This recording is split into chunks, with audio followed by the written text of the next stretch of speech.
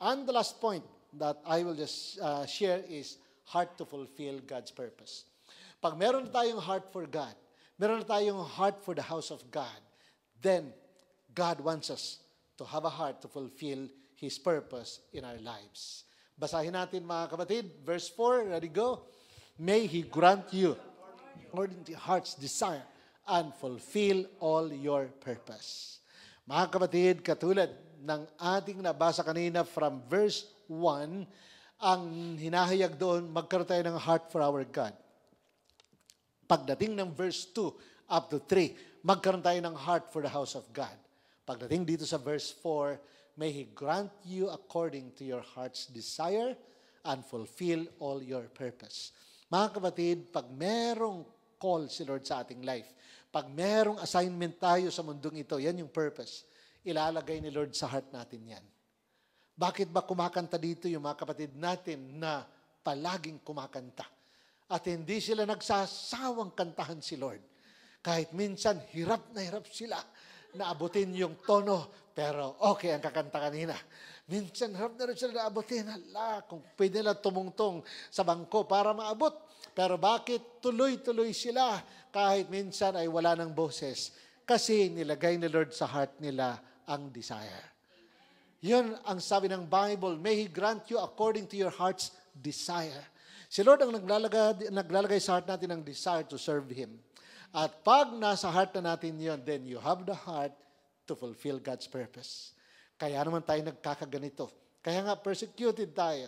Noon, persecuted ako ng mga kabarkada ko dahil di na ako sumasama sa kanila sa inuman, sa lakad.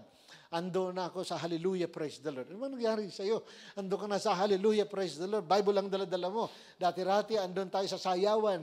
Lalo na pag summer, dala-dala ang sapatos.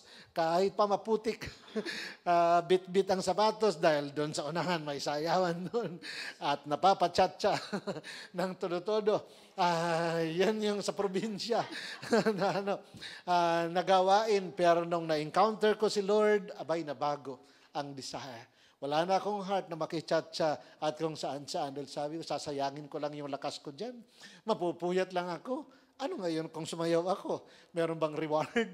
Napagod ako, walang reward. At pagod lang, puyat pa. Dito na ako kay Lord, may reward hanggang eternity. Dahil si Lord ang naglalagay ng desire sa heart natin na paglingkuran siya. At pag tayo ay nag-serve kay Lord, we will influence others. So that God's kingdom will have a people entirely converted to Him.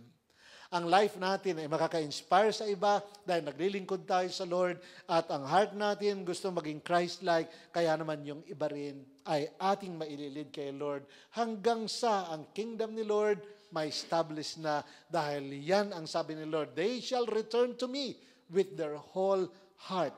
At pag nag-return kay Lord with their whole heart, Christ-like ang resulta niyan. At yan mga kapatid, ang purpose ng ating existence. Kaya tayo Christian, kasi without Christ, we are nothing. Kaya nga di ba, Christ, ang Christ, pag nilagyan mo ng IAN, so Christian. Pero ang Christian, pag tinanggalan mo ng Christ, ay IAN na lang ang natira. I am nothing. Kaya I am nothing without Christ. At yan mga kapatid ang purpose natin. Dahil may Jesus Christ tayo sa ating heart, we will share Jesus Christ to others. Para ang Christian ay dumami, marami ng people sa kingdom ni God para sa Kanya. At silang lahat ay maging Christ-like.